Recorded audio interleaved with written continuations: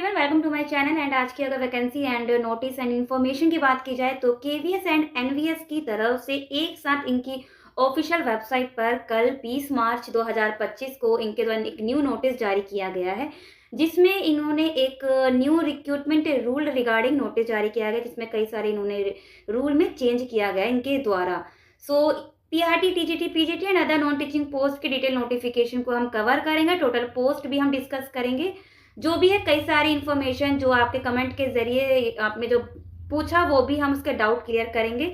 जितना हो सके इंपॉर्टेंट इन्फॉर्मेशन आपके साथ शेयर करने की पूरी कोशिश करेंगे। फिर भी कोई डाउट है तो कमेंट सेक्शन में कमेंट करके पूछ सकते हैं। तो स्टार्ट करते हैं एंड विजिट करते हैं इनकी ऑफिशियल वेबसाइट। तो ये इनका notice subject recruitment rule for teaching and non teaching post in KVS revise, ये मैंने इन्हीं की ऑफिशियल वेबसाइट से डाउनलोड किया है। 20 मार्च को ये पब्लिश किया गया। कई कैंडिडेट को इसके बारे में, कई क्या मैक्सिमम एंड सारी कैंडिडेट को इसके बारे में पता चल ही गया होगा कि इन्होंने कई सारे पोस्ट में रूल में चेंज किया गया है इनके द्वारा teaching and non teaching post पर। फिर भी कई कैंडिडेट के डाउट हैं, सो उसके भी हम डाउट क्लियर करेंगे। सो इसको करते हैं स्क्रॉल डाउन। सो किस किस पोस्ट में फिलहाल पहले ये देख लेते हैं। इन्होंने यहाँ पर पीडीएफ के 3 पेज नंबर पर इन्होंने यहाँ पर मेंशन किया है कि जिस जिस पोस्ट में रूल में चेंज किया है वो उन्होंने पोस्ट का नाम यहाँ पर एंड सब्जेक्ट का, इवन सब्जेक्ट का भी नाम इन्होंने मेंशन कर रखा है। Teaching and non teaching post अगर अपने बेसिस पर भी देखना चाहते हैं तो पेज नंबर भी यहाँ पर गिवन है। सो जिस जिस पोस्ट में इन्होंने चेंज किया है वो इन्होंने पोस्ट का नेम सबसे पहले इन्होंने मैंशन कर रखा है। एंड किस किस पोस्ट में इन्होंने यहाँ पर रूल चेंज किया है पहले वो देख लेते हैं। असिस्टेंट कमिश्नर एंड सो करते स्क्रॉल डाउन। प्रिंसिपल की अगर पोस्ट की बात की जाए तो यहाँ पर इन्होंने एक पोस्ट भी, नंबर ऑफ पोस्ट भी इवन इन्होंने यहाँ पर मेंशन करा है कितने नंबर ऑफ पोस्ट आपको देखने को मिलेंगे। प्रिंसिपल के 1184 है। अब ये फिक्स है या क्या है, प्लस या माइनस पोस्ट में आपको देखने को मिलेंगे, वो तो फिलहाल एक डिटेल नोटिफिकेशन जब रिलीज होगा तब पता चलेगा। एंड सैलरी वगैरह यहाँ पर मेंशन है। यहाँ जो मांगा जाता है फिलहाल वो essential qualification as it is, principal की तो वही है, कोई चेंज नहीं है। तो उसको करते हैं स्क्रॉल डाउन। जो मेन यहाँ पर जो चेंज किया गया है पीजीटी कंप्यूटर साइंस का। सो पीजीटी कंप्यूटर साइंस पर आते हैं post graduate teacher computer science. Salary and age की बात की जाए तो एज में तो कोई भी चेंज है नहीं। वुमेन को जो एज रिलैक्सेशन जो दिया जा रहा था 10 ईयर का, वो इस बार भी दिया जाएगा, इस उसमें कोई भी चेंजेस नहीं है। एंड सैलरी वगैरह यहाँ पर गिवन है कि लेवल कितना दिया जाएगा। फिलहाल यहाँ पर कंप्यूटर साइंस की अगर टीचर की बात की जाए तो अगर अप्लाई करना चाह रहे केवीएस में, अगर अप्लाई करना चाह रहे तो यहाँ पर आपके पास अब बीएड यहाँ पर मांगा जाएगा। सो यहाँ पर आपके पास एमएससी है या एमई या एमटेक कंप्यूटर साइंस या आईटी एक्सेट्रा में भी 50% के साथ, प्लस में आपके पास BEd degree NCT recognise institute द्वारा, दैट मीन्स बीएड आपके पास होना चाहिए।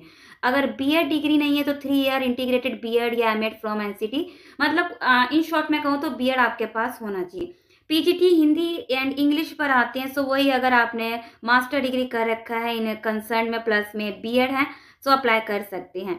एंड लेकिन यहाँ पर इन्होंने यहाँ पर ये मेंशन कर रखा है कि अगर आप पीजीटी में जिस भी सब्जेक्ट के अप्लाई करें, मैं अगर सब्जेक्ट की बात करूँ तो यहाँ पर इन्होंने इस बार मेंशन किया है कि जो भी कैंडिडेट पीजीटी पर जिस भी सब्जेक्ट के लिए अप्लाई कर रहे हैं, मास्टर तो होना चाहिए कंसर्न सब्जेक्ट में, बट आपने ग्रेजुएशन लेवल पर भी वो सब्जेक्ट पढ़ा हुआ होना चाहिए।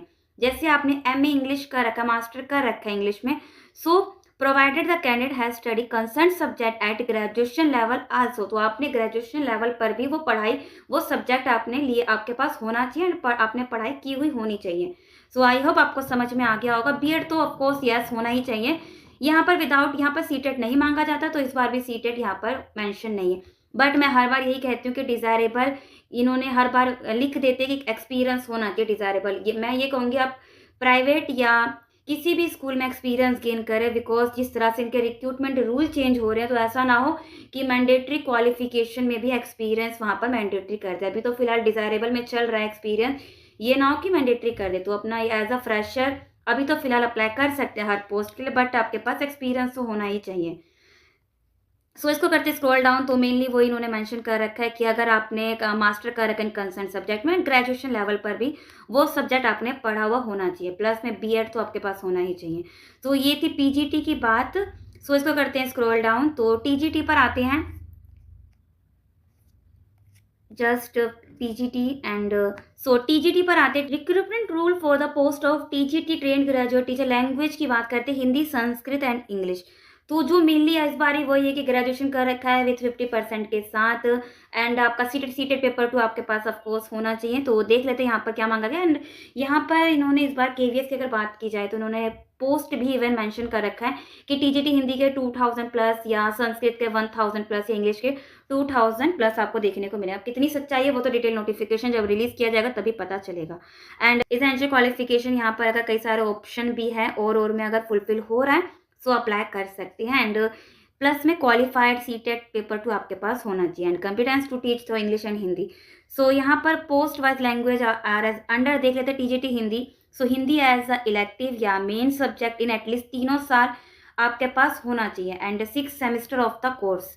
एंड टीजीटी इंग्लिश तो एटलीस्ट 3 साल ये सब्जेक्ट होना चाहिए एंड या तो 6 सेमेस्टर ऑफ द कोर्स। तो यहाँ पर मेंशन है। एंड सीटेड पेपर 2 तो आपके पास होना चाहिए। इसको करते हैं scroll down. So recruitment rule trained graduate teacher math science and social science की बात कर लेते हैं, जिसमें काफ़ी कैंडिडेट कंफ्यूज होते हैं बिकॉज यहाँ पर कॉम्बिनेशन सब्जेक्ट मांगा जाता है। यहाँ पर नंबर ऑफ पोस्ट भी गिवन है वो आप देख लेना, सैलरी वगैरह यहाँ पर मेंशन है।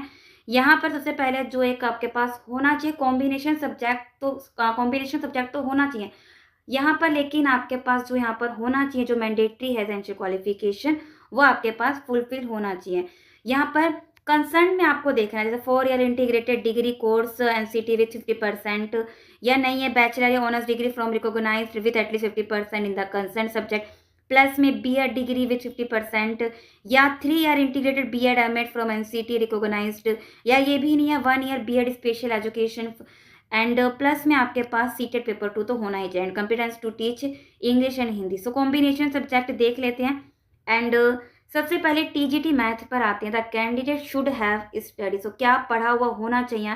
सो मैथमेटिक्स एज इलेक्टिव या मेन सब्जेक्ट इन एटलीस्ट 3 साल या 6 सेमेस्टर में होना चाहिए।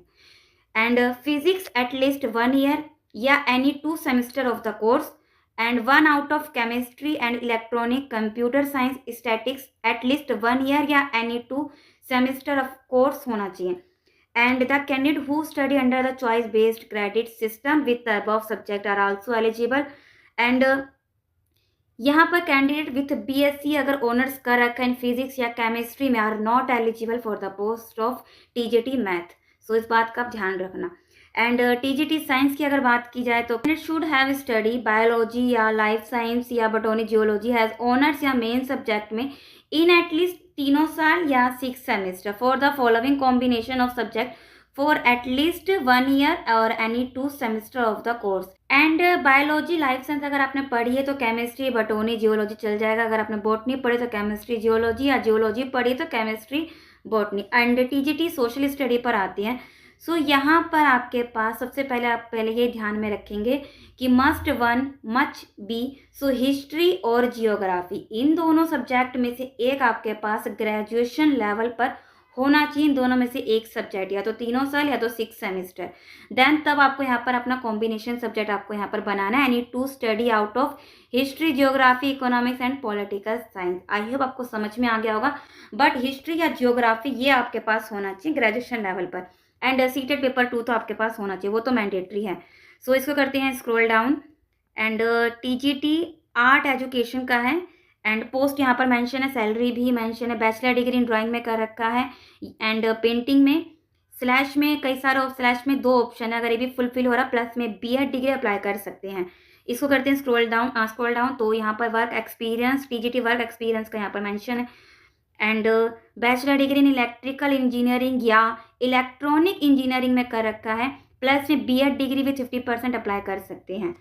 And TGT teacher P and H पर आते हैं। सो यहाँ पर पोस्ट एंड सैलरी मेंशन है। 4 ईयर इंटीग्रेटेड कोर्स या bachelor degree in physical education में कर रखा है या बैचलर ऑफ फिजिकल एजुकेशन में कर रखा है। And sports offer. तो स्लैश में कई सारे ऑप्शन है, अगर नहीं फुलफिल हो रहा है या ग्रेजुएशन कर रखा है एंड बीपीडी है लेकिन फिर 50% के अप्लाई कर सकते हैं। डिज़ायरेबल अगर फुलफिल नहीं हो रहा तो आप इग्नोर कर सकते हैं। एंड उसको करते स्क्रॉल डाउन। तो लाइब्रेरियन की है, अगर आपने बैचलर डिग्री लाइब्रेरी साइंस में कर रखा है विथ 50% या नहीं bachelor degree in library and information science में कर रखा विथ 50% के साथ अप्लाई कर सकते हैं। एंड स्पेशल एजुकेटेड टीजीटी पर आते तो पोस्ट यहाँ पर मेंशन है 400 प्लस एसेंशियल क्वालिफिकेशन ग्रेजुएशन अगर कर रखा है विथ 50% के साथ, प्लस में और में अगर एक भी क्वालिफिकेशन अगर फुलफिल हो रहा है, प्लस में आपके पास सीटेट आपके पास पेपर 2 यहाँ पर क्वालिफाइड होना चाहिए। And recruitment rule head master का तो सेम है, इसमें कोई चेंज नहीं कर रखा, वही है। एंड प्राइमरी टीचर म्यूजिक पर आते हैं, सो पोस्ट मेंशन है, सैलरी भी मेंशन है। Senior second year, higher second year, intermediate कर रखा है विथ 50% के साथ, प्लस में बैचलर डिग्री इन म्यूजिक में होना चाहिए। एंड या परफॉर्मिंग स्लैश में, सो परफॉर्मिंग आर्ट्स में होना चाहिए। सो करते हैं scroll down. So primary teacher पर आते हैं, हमारे पीआरटी कैंडिडेट की बात करते हैं। सो यहाँ पर 16,000 प्लस पोस्ट आपको देखने को मिलेंगे। सैलरी मेंशन एसेंशियल क्वालिफिकेशन पर आता है, अगर अपने सीनियर सेकेंडरी या हायर सेकेंडरी या इंटरमीडिएट पास आउट है, प्लस में वहाँ विथ 50% के साथ, प्लस में 2 year diploma elementary education apply कर सकते हैं। अगर नहीं सीनियर सेकेंडरी है या हायर सेकेंडरी इंटरमीडिएट है विथ 50% के साथ, प्लस में 4 year bachelor of elementary education apply कर सकते हैं। अगर ये भी नहीं है senior secondary higher secondary with 50% के साथ, प्लस में 2 year diploma in education special education में अप्लाई कर सकते हैं। एंड मैंडेटरी सीटेड तो आपके पास होना चाहिए। एंड स्पेशल एजुकेटर पीआरटी पर आते हैं। सो यहाँ पर 12th pass with 50% any of the following. So 12th पास के साथ, प्लस में इसमें से और में अगर एक भी क्वालिफिकेशन अगर फुलफिल हो रहा है, एंड प्लस में सीटेड पेपर फर्स्ट आपका क्वालिफाइड होना चाहिए। तो उसको करते हैं स्क्रॉल डाउन, तो यहाँ पर अदर में भी है, कई सारी नॉन टीचिंग में भी है। सो एक बार अपने बेसिस पर भी आप देख लेना डिटेल नोटिफिकेशन, काफ़ी इन्होंने 66 पेज का डिटेल नोटिफिकेशन रिलीज़ किया गया। आपको ये डिटेल नोटिफिकेशन कहाँ देखने को मिलेगा?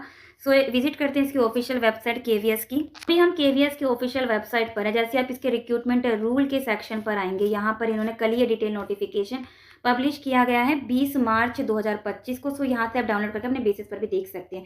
एक बार एनवीएस का भी देख लेते हैं। सो ये है नवोदय विद्यालय समिति की पीडीएफ नोटिस, जो इन्होंने भी कल ही नोटिफिकेशन जारी करा 20 मार्च 2025। यहाँ पर भी अगर फीमेल कैंडिडेट की एज की अगर बात की जाए, तो यहाँ पर भी आपको 10 ईयर का रिलैक्सेशन आपको देखने को मिलेगा। सो यहाँ पर कई कैंडिडेट फीमेल कैंडिडेट काफ़ी परेशान थे कि मैम एज में तो कोई एज तो मतलब 10 ईयर का रिलैक्सेशन मिलेगा, तो यस आपको रिलैक्सेशन 10 ईयर का वुमेन कैंडिडेट को यहाँ पर देखने को मिलेगा। सो मैं आपको दिखा भी देती हूँ। एंड आपको बताते बताते ये मैं इस वाले पेज पर भी आ गई, 3rd पेज पर। In order to encourage more female candidate to apply for teaching तो extend by 10 year while in deciding the eligibility. So वही आपको रिलैक्सेशन यहाँ पर भी 10 ईयर का देखने को मिलेगा। एंड सो अगर आप इंटरेस्टेड हैं तो जल्द ही डिटेल नोटिफिकेशन परमानेंट बेसिस पर, जो भी कैंडिडेट यहाँ पर वेट कर रहे थे कि कब केवीएस एंड एनवीएस का डिटेल नोटिफिकेशन एंड कब से फॉर्म फिल किए जाएंगे, तो आपको ये मई में ये डिटेल नोटिफिकेशन, वो भी टेंटेटिव अप्रैल या मई के मंथ में ये डिटेल नोटिफिकेशन आपको देखने को मिलेगा।